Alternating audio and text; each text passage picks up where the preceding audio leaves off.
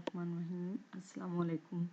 आज मैं आपको स्टैटिस्टिकल इन्फ्लुएंस के बारे में कुछ क्वेश्चंस करवाऊँगी और ये जो है इन्हीं वालों की जो बुक है क्यूआर 2 की, उसमें से मैंने ये क्वेश्चंस जो हैं वो लिए हैं। तो चलें देखते हैं अपने टॉपिक की तरफ। हमारा जो टॉपिक है वो स्टैटिस्टिकल इन्फ्लुएंस जो है, इसमें मेनली 2 ब्रांचेस हैं। एक टेस्टिंग ऑफ हाइपोथेसिस होता है और एक होता है कॉन्फिडेंस इंटरवल या एस्टिमेशन। ठीक है, तो अभी ये क्वेश्चन जो मैं आपको करवाने लगी हूँ ये है क्वेश्चन नंबर 43। ठीक है, ये मैं इसलिए आपको करवा रही हूँ ताकि आपको आइडिया हो जाए कि आपको कोई क्वेश्चन आ जाए तो आपने उसके कौन से स्टेप्स को फॉलो करना है। ठीक है, तो देखिए जी, लिखा हुआ है स्टेटमेंट में, in the large company 150 out of the random sample of the 500 employees are found to be fully satisfied with their job। देखिए यहाँ पे जो टोटल स्ट्रेंथ है ना, वो क्या है, कंपनी की 500 है। ठीक है, उसमें से जो सेटिस्फाइड हैं, फुली सेटिस्फाइड जो एम्प्लॉयड हैं वो कितने हैं, 150। तो एम्प्लॉयड की प्रोपोर्शन आप कह सकते हैं वो कितनी होगी, 150 डिवाइड बाय 500। तो ये इन्फॉर्मेशन जो दी गई है आपको 150 डिवाइड बाय 500, ठीक है, ये हम देखते हैं कि आगे हमने इसको कैसे लेके चलना है। ठीक है, तो देखते हैं जी, test the hypothesis that the overall proportion of the satisfied employed in the company is less than 40%। ठीक है, जब भी आपने टेस्टिंग ऑफ हाइपोथेसिस करनी है, एक जो होता है आपको हाइपोथेसिस होता है जिसको आपने चेक करना होता है। तो इन्होंने कैटेगोरिकली क्लियर कट आपको ये बात बता दी है कि टेस्ट द हाइपोथेसिस, आपने क्या टेस्ट करना है हाइपोथेसिस को, कि ओवरऑल प्रोपोर्शन। ठीक है, प्रोपोर्शन के बारे में उन्होंने ये स्टेटमेंट आपने चेक करनी है, of the satisfied employed in the company is less then 40%। अब क्योंकि यहाँ पे जिक्र है लेस देन का, तो लेस देन जो होता है वो क्या है, less than one tail test होता है। ठीक है, less than, more than, inferior, superior, ये जो वर्ड्स है ना, ये इंडिकेट करते हैं कि आपको जो हाइपोथेसिस है वो क्या है, वन टेल है। और ये आपको बता दिया गया है कि लेस देन 40%। और हमेशा जो एच नॉट होता है उसमें इक्वलिटी का साइन आता है। ठीक है, ये इक्वलिटी का साइन बहुत से तरीकों से आ सकता है, जैसे कि less than and equal, greater than and equal, या फिर प्रॉपर इस तरीके से जैसे कि इक्वल का साइन दिया हुआ है। ठीक है, अब ये जो स्टेटमेंट है लेस देन 40%, इसमें इक्वल का साइन नहीं है। ठीक है, लेस का मतलब होता है उससे कम हो, ये नहीं कहा गया कि 40 के बराबर हो। अगर वो ये कहती ना 40 एंड द लेस, तब और सिचुएशन थी। यहाँ पे है लेस देन 40%। तो अब आपको ये पता चल गई है कि ये स्टेटमेंट आपको पता चल गई है, P इज लेस देन 40। ठीक है, तो अब आपने इसको कहाँ पे रखना है, H1, इसको आपने हमेशा H1 में रखना है। ठीक है, जो भी स्टेटमेंट आपकी होगी ना, लेस देन वाली या मोर देन वाली या नॉट इक्वल वाली, तो वो कहाँ रखी जाती है, वो H1, उसकी प्लेस जो है वो यहाँ ये है। ठीक है, H1। Then at 5% level of the significance, पहले इसको देख लेते हैं। अल्फा कितना है, आपको लेवल ऑफ सिग्निफिकेंस 5% है। आपने इसको टेस्ट करना है। जब आपने टेस्ट करना है स्टेटमेंट को, तो आपको ये पता होना चाहिए कि आपका टेस्ट स्टैटिस्टिक है, पी पे जेड ही लगता है। जेड जो है, जेड कैलकुलेटेड का जो फॉर्मूला है वो क्या है, P hat minus P not. आगे यहाँ पे डिनोमिनेटर में इसके रूट होना चाहिए, जो कि नहीं है यहाँ पे। ठीक है, मिसिंग है, ये गलती है, आप इसको ये ना समझिएगा कि ये एज इट इज़ है। ठीक है, तो पी हैट जो मैं कह रही थी कि अभी इस बात को बाद में देखते हैं, ये जो पी हैट है ये कहाँ से लिया गया, ये सैंपल से लिया गया। ठीक है, जैसे ही आप पढ़ते हैं ना क्वेश्चन, तो आपको पता चल जाता है कि सैंपल के मतलब कौन सी इन्फॉर्मेशन है और पॉपुलेशन के मतलब कौन सी इन्फॉर्मेशन है। जैसे अब आपने खुद देख लिया यहाँ पे 150 out of random sample of the 500 employees, इसका मतलब ये बनता है कि ये जो 500 एम्प्लॉयज है इनका सैंपल लिया गया। इनका क्या लिया गया, सैंपल लिया गया, और इसमें से 150 जो थे वो क्या थे, ये वो जॉब से सेटिस्फाई थे। तो यहाँ पे आपने क्या करना है, यहाँ पे पी हैट आपका क्या आ जाएगा, 150 डिवाइड बाय 500 करेंगी आप। ठीक है, अप्रोक्सीमेटली ये वैल्यू आ जाएगी 150 डिवाइड बाय 500। और बेटा मेरा जो कोर पर्पस है ना इस स्लाइड को बनाने का, वो ये है कि आप इस बात को अंडरस्टैंड करें कि आपने कौन से स्टेप्स करने हैं। ठीक है, और आपने वन टेल कहाँ पे बनाना है, और आपने हाइपोथेसिस कैसे बनाने हैं, ठीक है। बाकी कैलकुलेशन वगैरह आप खुद इसको देख लीजिएगा। ये कैलकुलेशन इस स्लाइड में गलती भी हो सकती है। पहले मैं आपको प्रोसीजर बता रही हूँ, बस सिर्फ आप प्रोसीजर पे फोकस करें कि जो भी क्वेश्चन आपको आए तो आपने उसको पढ़ना कैसे है, उसको सॉल्व कैसे करना है। जी उसके बाद हम देखते हैं यहाँ वैल्यू आ गई है -4.56। क्रिटिकल रीजन अगर हम देखें तो ये अब आपने याद रखना होगा। क्रिटिकल रीजन जो होता है ना वो H1 के साथ एसोसिएटेड होता है।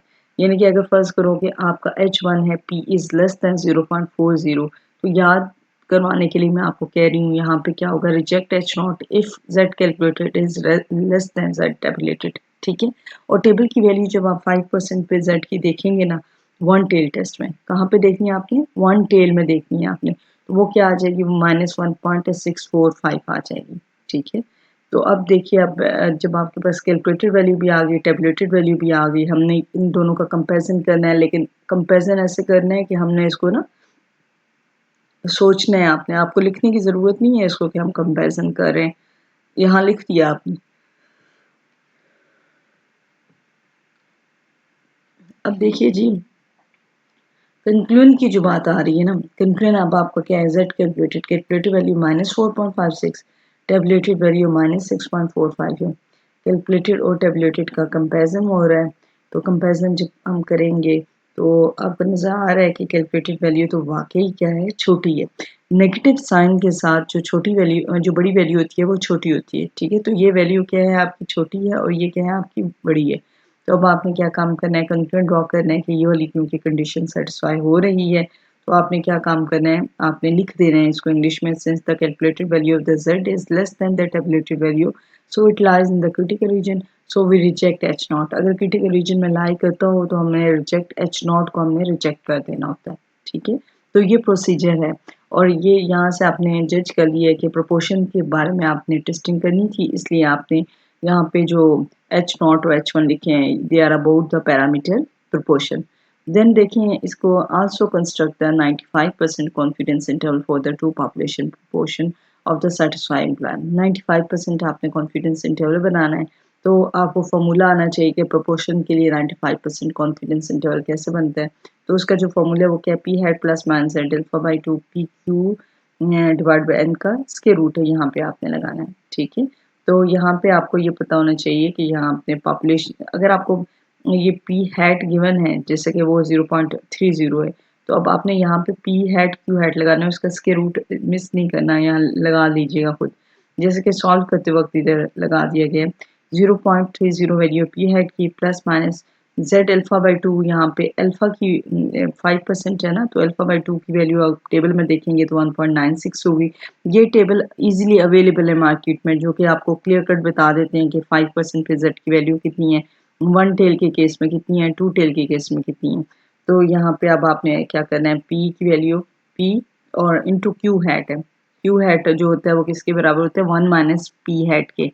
तो देखें 0.30 को आपने मल्टीप्लाई करना है, किसके साथ आपने मल्टीप्लाई करना है, 1 माइनस 0.3 के, तो जो कि किसके इक्वल आ जाएगा, जो कि 0.7 के इक्वल आ जाएगा। इन दोनों को आप मल्टीप्लाई कर लीजिएगा। ज़रा भी इधर राइटिंग का इंप्रेशन इतना अच्छा नहीं है, ठीक है, लेकिन आप इसको बेहतर कर लीजिएगा कि पी हैट की पहले वैल्यू आपने लिखनी है, फिर क्यू हैट की लिखनी है, डिवाइड बाय आपने क्या करना है, एन कर लेना है और उसका स्क्वायर रूट लेना है। अब देखें फर्स्ट आपका एज इट इज़ रहेगा, फिर आप इसको सॉल्व करेंगे मल्टीप्लाई करके, डिवाइड करके, इसका स्क्वायर रूट लेके 1.96 से आपने मल्टीप्लाई करना है, और मल्टीप्लाई करने के बाद आपके पास 0.04 आंसर आ गए।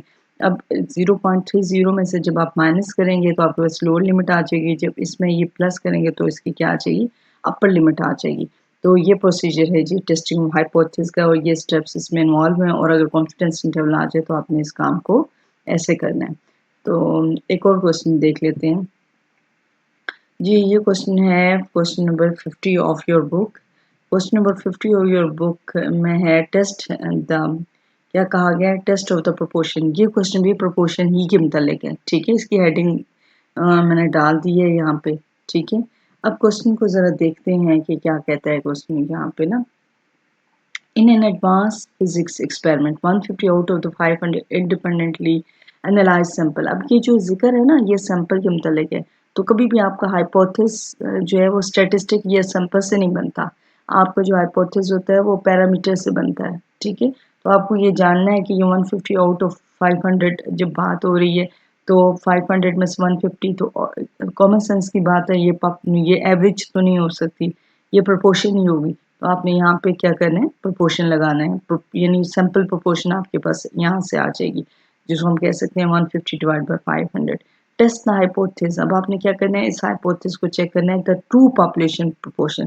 ट्रू पॉपुलेशन का मतलब है कि पैरामीटर की बात हो रही है और the sample exhibiting this phenomena is greater then 25%। अब देखें पिछले क्वेश्चन में जो बात थी वो लेस देन की थी, अब यहाँ पे बात हो रही है ग्रेटर देन 25%। तो आपने P ग्रेटर देन 0.25 लिखते हैं, 25 परसेंटेज को आपने कन्वर्ट कर देना है प्रोपोर्शन में, ठीक है, क्योंकि परसेंटेज के लिए हमारे पास कोई टेस्टिंग का प्रोसीजर नहीं है, लेकिन प्रोपोर्शन के लिए है। तो अब यहाँ पे क्या कहा गया, ग्रेटर देन, और मैं आपको ऑलरेडी बता चुकी हूँ कि जो ग्रेटर देन और लेस देन वाले होते हैं वो उनको हम कहते हैं वन टेल, ठीक है, और जो होते हैं ना इक्वल और नॉट इक्वल वाले वो होते हैं टू टेल। तो यहाँ पे ग्रेटर की बात है, तो अब आपका वैसे भी ये इसका जो मकाम होता है वो क्या होता है, ग्रेटर देन और लेस देन और नॉट इक्वल का मकाम H1 होता है, ठीक है। तो आपने यहाँ पे क्या लगाना है, P ग्रेटर देन 0.25 आपने ये लगा देना है, ये ग्रेटर देन का साइन है। लेवल ऑफ द सिग्निफिकेंस में आपने अल्फा यहाँ पे लिख देना है। देन आपने क्या करना है, टेस्ट स्टैटिस्टिक आपने यूज़ करना है, P हैट माइनस P, आगे आपने यहाँ पे क्या लगा लेना है, इसके रूट लगा लेना है, और यहाँ पे आपने वैल्यूज़ लगानी है, इसके रूट लगाएंगे आप तो 2.58 आंसर आ जाएगा टेस्ट स्टैटिस्टिक में, ठीक है। इसको सॉल्व करेंगे तो इसके रूट यहाँ पे बेटा मिस है, इसको मिस ना कर दीजिएगा, यहाँ आपने खुद लगा के और सॉल्व करना है। कैलकुलेशन का मैं बता चुकी हूँ कि ज़रूरी नहीं है कि ये कैलकुलेशन आपकी 100% ठीक हो, आप प्रोसीजर पे फोकस करें। देन आपका अगला जो फोर्थ स्टेप होगा, इन स्टेप्स को आप याद कर लें, उसको अप्लाई करना सीख लें आपके कैसे करना है। Reject H0 if Z calculated is greater than tabulated, जिसमें मैंने आपको पहले बताया कि क्रिटिकल रीजन बेस करता है H1 पे। जब P लेस देन था समथिंग तो तब क्या था आपका Z कैलकुलेटेड लेस देन था, जब P ग्रेटर देन है तो Z calculated greater than Z tabulated है, ठीक है। तो ये क्रिटिकल रीजन है। हेयर द टेबुलेटेड वैल्यू, अब Z की टेबल वैल्यू आपने देखनी है 5% पे और 1 टेल पे आपने देखनी है जो कि 1.645 है, ठीक है। जब ग्रेटर देन का साइन आता है ना तो Z की टेबुलेटेड वैल्यू के साथ नेगेटिव साइन नहीं आता, ठीक है। अब देखें जी कैलकुलेटेड वैल्यू 2.58 है और इसकी जो वैल्यू है टेबल की 1.645 है, यकीनी तौर पे ये वैल्यू जो है इससे बड़ी है, तो हम इसको क्या करेंगे, क्रिटिकल रीजन में इसका मतलब है लाई करिए। Since the calculated value of the Z is greater than the tabulated value, so it lies in the critical region, so we reject H0. Then आगे देखिए, also find the 90% confidence interval for the population proportion, ठीक है। population proportion के लिए आपने 90% क्या बनाना है, आपने confidence interval बनाना है। तो P hat plus minus Z alpha by 2 होना चाहिए यहाँ पे, ठीक है ना। Z alpha by 2, कभी भी confidence interval में अल्फा नहीं है, आपको ये मैं बता दूँ, अल्फा by 2 है यहाँ पे। आपको ये बात याद रखनी है कि कॉन्फिडेंस इंटरवल जब आपने बनाना है तो अल्फा बाई 2 आपने यूज़ करना है। उसके बाद यहाँ पे यहाँ के रूट आप लगा दीजिएगा। अब देखें पी हैट जो है वो सिंपल प्रोपोर्शन की बात है, ठीक है। पॉपुलेशन प्रोपोर्शन आपने नहीं लिखनी होती कॉन्फिडेंस इंटरवल में, तो सिंपल प्रोपोर्शन आपकी क्या है, 150 डिवाइड बाय 500 करेंगे तो 0.30 आ जाएगी, प्लस माइनस का आपने साइन लगाना है। अच्छा, अब जेड अल्फा को जो देखने हैं तो आपने, क्योंकि आपका जो लेवल ऑफ सिग्निफिकेंस तो आपका 5% था, लेकिन यहाँ पे जो कॉन्फिडेंस इंटरवल आपने बनाना है यानी 1 माइनस अल्फा जो है आपके पास कितना आ गया, वो 90% है। 1 माइनस कॉन्फिडेंस इंटरवल आपने बनाना है जो 90%, यानी कि अल्फा आपके पास 10% है, तो 10% के कोरस्पॉन्डिंग जो वैल्यू देखेंगे आप तो वो क्या आ जाएगी, यहाँ पे टू टेल टेस्ट में 1.645। हमेशा कॉन्फिडेंस इंटरवल में बेटे अल्फा बाई 2 होता है, ठीक है। किस यहाँ पे अल्फा और अल्फा बाई 2 का फ़र्क आ सकता है, जैसे यहाँ पे अल्फा ही होगा क्योंकि टू टेल टेस्ट नहीं है, तो 1 टेल टेस्ट है ये, इसलिए यहाँ पे जेड अल्फा होगा। देन आपने क्या करना है, आपने इन वैल्यूज़ को इसके रूट लेना है, उसको इससे मल्टीप्लाई करना है और ये आपके पास क्या आ जाएगा, आपने इसमें से माइनस करेंगे तो लोअर लिमिट आएगी, क्योंकि चीज़ें माइनस करने से छोटी होती हैं, तो छोटी वैल्यू को क्या करना है आपने पहले लिखना है और बड़ी वैल्यू को आपने बाद में लिख देना है। तो ये है जी एक क्वेश्चन और मैंने आपको प्रोपोर्शन का दिखा दिया है कि ये आपकी एक्सरसाइज से ही मैंने उठाया है, ताकि आपको पता चल जाए कि किस तरह के आपने क्वेश्चंस करने हैं यहाँ पे ना जी। अब एक और क्वेश्चन देख लेते हैं, आपकी एक्सरसाइज का ही है question number 67 of your book. तो क्या लिखा है जी, क्वेश्चन की स्टेटमेंट क्या है, the research psychologist claim that university student sleep less than 8 hour. अच्छा, रिसर्च का जो साइकोलॉजिस्ट है उसका क्लेम, ये है कि जो स्लीप का जो है ना, student sleep less than 8 hour per night on the average, ठीक है, ये एवरेज के बारे में मालूमात दी जा रही है। तो आपको ये पता होना चाहिए कि हमारा हाइपोथेसिस वगैरह भी जो होगा ना, वो क्या होगा, एवरेज के बारे में होगा, लेकिन वो सैंपल एवरेज के बारे में नहीं होता, हाइपोथेसिस पॉपुलेशन एवरेज के बारे में होता है। तो अब देखिए ये जो स्टेटमेंट होती है ना, जो RAD एक चीज़ के बारे में जो राय होती है, वो क्या होती है, उसको हम हाइपोथेसिस कहते हैं, ठीक है। तो हाइपोथेसिस क्या है इसका, लेस देन 8 आवर्स। अब आप देखें यहाँ पे जो क्वेश्चन है वो ये नहीं कह रहा कि इज एग्जैक्टली 8 आवर्स, वो कह रहा है कि लेस देन 8 आवर्स। तो यहाँ फिर वही बात आ गई कि आपका ये वन टेल टेस्ट बनेगा। आप क्या लिखेंगे, ये H1 में इसको डालना पड़ेगा आपको, म्यूज लेस देन 8, ये आपको इन्फॉर्मेशन मिल गई है। और H0 में तो आपको मैं बता चुकी हूँ कि आप इक्वल का साइन यूज़ कर सकती हैं, यानी कि इसके अल्टरनेटिव जो बात है, बाकी जो कम्प्लीमेंट इसका रह गया है वो आपने H0 में डालना है।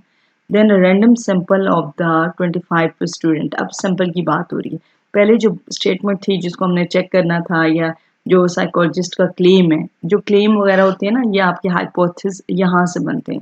तो the random sample of the 25 student, जी एन कितना है यहाँ पे, 25 है। Monitored showing the mean sleep duration of the 7.2 hours. जब सैंपल लिया गया तो उसको तो एक्स बार जो निकला वो क्या है, 7.2 है।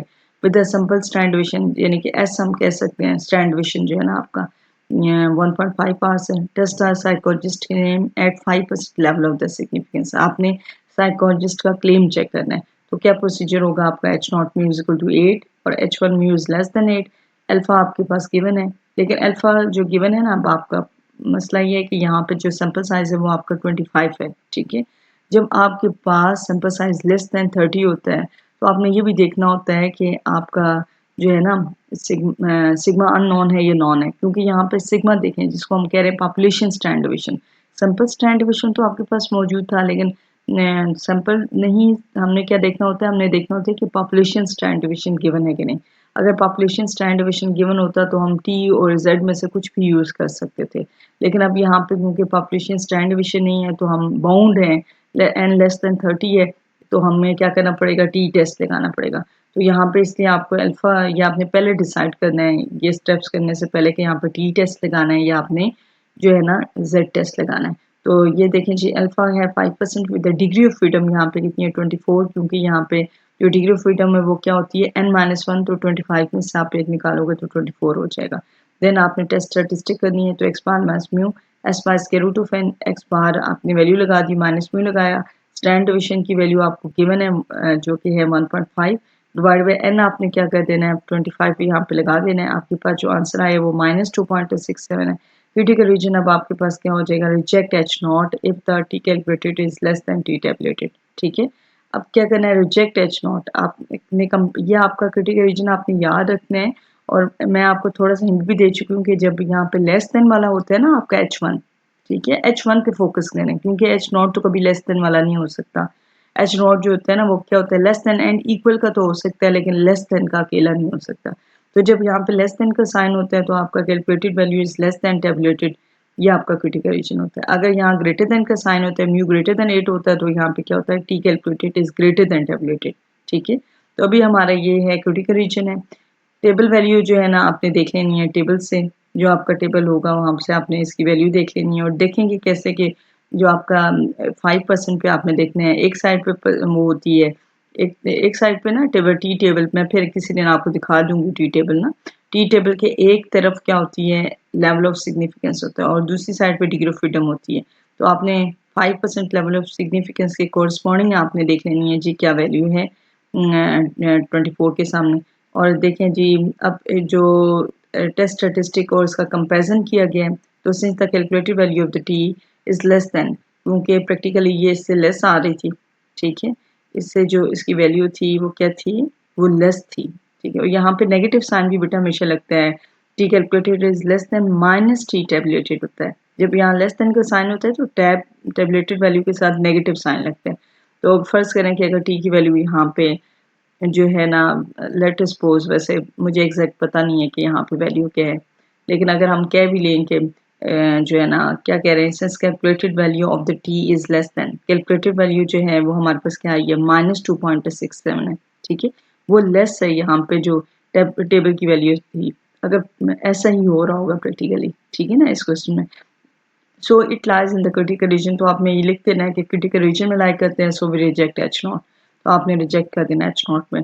और आगे आप देखें जी, construct a 95% confidence interval for the true mean sleep hours, तो आपने 95% कॉन्फिडेंस इंटरवल आपने मालूम करना है। उसका जो है फॉर्मूला वो क्या है, X bar plus minus T alpha by two, ठीक है, और S divide by square root of N. अब यहाँ पे इक्वल का साइन होना चाहिए, ये मिसिंग है यहाँ पे इक्वल का साइन। एक्स बार की जगह आपने 7.2 लगा दिया, ठीक है, एक्स बार जैसे कभी ये plus minus T alpha by to की वैल्यू आपने लगा दी है 5% पे। और उसके बाद आपने क्या किया है, एस की वैल्यू 1.5 थी और उसके रूट ऑफ एन की वैल्यू आपने ले लेनी है। इसके रूट ऑफ एन जब आपने लिया 25 का लिया तो 5 आ गया, फिर इसको आपने सॉल्व कर लेना है, तो 7.2 प्लस समथिंग ये वैल्यू आ गई है। अब 7.2 में से ये माइनस करेंगे तो लोअर लिमिट आ जाएगी, जब इसको प्लस करेंगे तो अपर लिमिट आ जाएगी। तो ये जी एक और आपका क्वेश्चन हो गया है, प्रोसीजर पे फोकस करें, ठीक है। कैलकुलेशन तो आप खुद अकेले में बैठ के भी कर सकते हैं और टेबल की वैल्यू भी आप देख लेंगे, ठीक है, क्योंकि टेबल की वैल्यू मैंने आपको बता दी है कि बिल्कुल कैटेगरी के लिए क्लियर कट होती है। वो मैं आपसे टेबल भी एक आध शेयर कर दूंगी, मैं इस पर अलग वीडियो बना दूंगी कि टी के टेबल को आपने कैसे देखना है। देन है जी क्वेश्चन नंबर 69, अगर हम इसको देखें तो ये एक एग्जांपल आई है, क्वेश्चन आया है टू टेल से रेलेवेंट, ठीक है। इससे पहले जितने क्वेश्चन थे वो आपके वन टेल थे। अब ये टू टेल के, ताकि आपको उन दोनों के दरमियान डिफरेंस भी पता हो कि कैसे टू टेल के क्वेश्चन होते हैं। An agronomist want to determine whether the new organic fertilizer result in a mean corn yield that different significantly from the historical standard of the 180 bushes per acre, ठीक है। जो agriculturist है class से, आप ये समझें कि ज़राअत का जो है, ज़राअत का इल्म है जिसके पास, वो ये मालूम करना चाहता है कि न्यू ऑर्गेनिक फर्टिलाइज़र की जो नई खाद डाली गई है उससे जो कॉर्न की यील्ड है that differ significantly from the historical standard of the 180, तो 180 जो बुशेस पर एकड़ पहले जो हिस्टोरिकल स्टैंडर्ड की बात करें ना, तो हिस्ट्री के से जो चीज़ निकाली जाती है वो क्या होती है, वो हमारा हाइपोथेसिस होता है। तो वो ये कहना चाह रहे हैं कि हमारा पहले हाइपोथेसिस ये था कि 180 बुशेस पर एकड़ है, लेकिन अब ये एग्रीकल्चरिस्ट हमें कहता है कि 180 एकड़ पर बुशेस नहीं है, ठीक है। हमने ये बात चेक करनी है कि वो कह रहे हैं कि दैट डिफर सिग्निफिकेंटली। अब उन्होंने यहाँ पे जो स्टेटमेंट है इस पर अगर आप फोकस करें तो ये कतई नहीं कहा गया कि दैट इज लेस देन या दैट इज मोर देन, वो कह रहे हैं दैट डिफर। डिफर का मतलब होता है मुख्तलिफ होना। तो अब देखिए जी, हिस्टोरिकल स्टैंडर्ड ऑफ द 180, यानी कि हिस्ट्री में, यानी कि जो पहले माजी में होता था वो हमारा हाइपोथेसिस होता है। माजी की जो स्टेटमेंट होती है ना वो हमारा क्या होता है, हाइपोथेसिस होता है। उसको हम चेक करते हैं आमतौर पे, माजी की जो स्टेटमेंट होती है उसको एच नॉट में लिखना होता है। तो क्या है आपके पास, H not mu equal to 180, अब आपने ये लिख दी है, ठीक है, क्योंकि अभी जो आपको कहा गया है significantly differ from the, that differ significantly from the, तो इसका मतलब ये आपने चेक करना है कि 180 जो है ना मीन नहीं है, यानी कि एवरेज जो है ना, एवरेज जो पॉपुलेशन एवरेज को हम चेक करेंगे ना, जो हमारे हाइपोथेसिस होते हैं वो पैरामीटर के मुतालिक होते हैं, तो 180 नहीं है, ठीक है। वो कह रहा है कि डिफरेंट है, तो आपका H1 क्या हो जाएगा, 180 नहीं है। H0 क्या हो जाएगा, 180 है। देन अल्फा आपके पास क्या हो जाएगा, डिग्री ऑफ फ्रीडम आपके पास क्या है, 8 है। क्या है डिग्री ऑफ फ्रीडम आपके पास क्या हो जाएगी, अल्फा की वैल्यू ये है आपके पास, और डिग्री ऑफ फ्रीडम क्योंकि आपने 9 - 1 किया तो 8 हो जाएगी। देन टेस्ट स्टैटिस्टिक आपने ये कर लेना, x bar minus mu S बार इसके रूट ऑफ एन, तो एक्स बार माइनस म्यू कर लेना है, एस भी लिखना है, इसके रूट ऑफ एन भी लिखना है, आपने यहाँ पे पुट कर लेनी वैल्यू, आपके पास आंसर आ जाएगा। देन क्रिटिकल रीजन अब आपने जब करना है ना, तो reject H not if the, जब टू टेल टेस्ट में यहाँ पे आपने याद रखनी है बात के मॉड का साइन लगेगा। मॉड का मतलब है कि नेगेटिव वैल्यू भी आपने इग्नोर कर दी है। तो T calculated is greater then tabulated, tabulated value जो है वो 2.306 है। अब आपने टू टेल में टी की वैल्यू देखनी है, वन टेल में नहीं देखनी है, यानी कि आप कह सकते हैं कि अल्फा जो है ना वो ये है ना, तो अल्फा बाई 2 आप करेंगे तो 0.025 आएगा। उसके कोरस्पॉन्डिंग आप देखेंगे डिग्री ऑफ फ्रीडम 8 में, तो जो वैल्यू आएगी वो क्या होगी, 2.306 होगी। अच्छा आप देखिए जी, कंक्लूजन क्या आपने ड्रॉ करना है, क्योंकि कैलकुलेटेड वैल्यू आपके पास मौजूद है और टेबलेटेड वैल्यू, इन दोनों का आपने कंपैरिजन किया। यहाँ पे माइनस के साइन को इग्नोर करें, उनको कंपेयर करें, तो क्या ये बड़ी है, इससे नहीं, ये इससे छोटी है, तो आप कैसे लिखेंगे? Since the calculated value of the T is less than the tabulated value so it does not lies in the critical reason. तो इस सूरत में हमने क्या कहना है कि ये क्रिटिकल रीजन में अब लाई नहीं कर रहा है। इससे पहले वाले मेरे ख्याल में जितनी एग्जांपल है वो तमाम की तमाम क्रिटिकल रीजन में लाई कर रही थी, ठीक है, और वो वन टेल थी। तो so we fail to reject H not. तो अब ये क्योंकि लाई नहीं कर रहा, तो अब हम क्या करेंगे, हम we fail to reject H not, हमने रिजेक्ट नहीं करना एच नॉट को, ठीक है। देन आपको कहा गया है कि 5% लेवल ऑफ सिग्निफिकेंस पे test the hypothesis at 5% level of the significance. और आगे इन्होंने क्वेश्चन मेरे पास नहीं है, ये तो सॉफ्टवेयर में ही है। तो लेकिन पहले अगर कॉन्फिडेंस इंटरवल आपने बनाना होगा तो क्या बनाएंगे आप इस सिचुएशन में, जो आपका अगर आपने टेस्ट स्टैटिस्टिक में टी यूज़ करना है तो वही आपने कॉन्फिडेंस इंटरवल में यूज़ करना है, ठीक है ना। तो क्या फॉर्मूला होगा, X power plus minus T alpha by 2 और S divide by square root of N, और यहाँ इक्वल का साइन आपने लगाना है, और फिर एक्स बार की वैल्यू जो है वो आप लगा लेंगे यहाँ पे, प्लस माइनस टी की वैल्यू 2.306 आई है, एस की वैल्यू जो आई है वो क्या आई है आपके पास 5.55 divide by square root of N की वैल्यू क्या आई है 9 की जगह 3 आ गई है, और फिर जब आप पुट करेंगे इसको इससे मल्टीप्लाई करेंगे प्लस माइनस करेंगे तो ये आंसर आ जाएगा। और फिर आपने क्या करना है, इसमें से इसको माइनस करना है और इसमें इसको प्लस करना है, तो आपके पास लोअर और अपर लिमिट आ जाएगी, जो कि इधर सॉल्व नहीं हुई, लेकिन आप खुद निकाल लीजिएगा इसको, आप प्रोसीजर पे फोकस कीजिए अभी फिलहाल।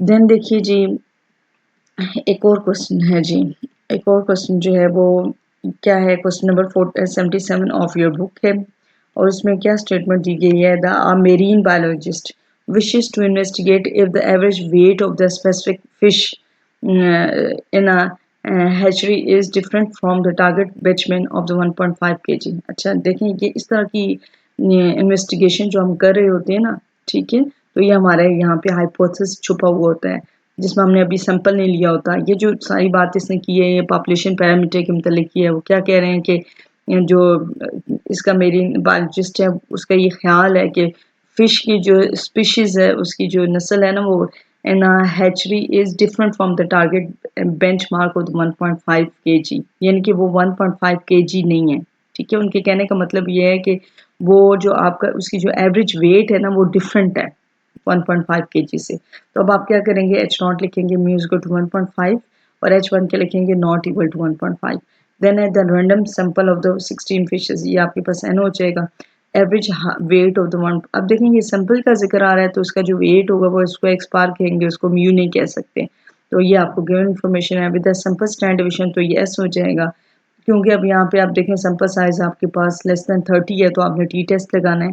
सेकेंडली ये भी आपको नजर आ रहा है कि यहाँ पे सिग्मा भी यानी पॉपुलेशन जो पैरामीटर है, पॉपुलेशन स्टैंडर्ड डिवीजन, वो भी गिवन नहीं है, इसलिए कंफर्म आपने यहाँ पर टी टेस्ट लगाना है। और with the sample standard division S आपको दे दिया गया है। अब आप करेंगे क्या, यहाँ पे conduct hypothesis test at 10% level of significance, आपने अल्फा जो होना चाहिए वो आपका 10% होना चाहिए।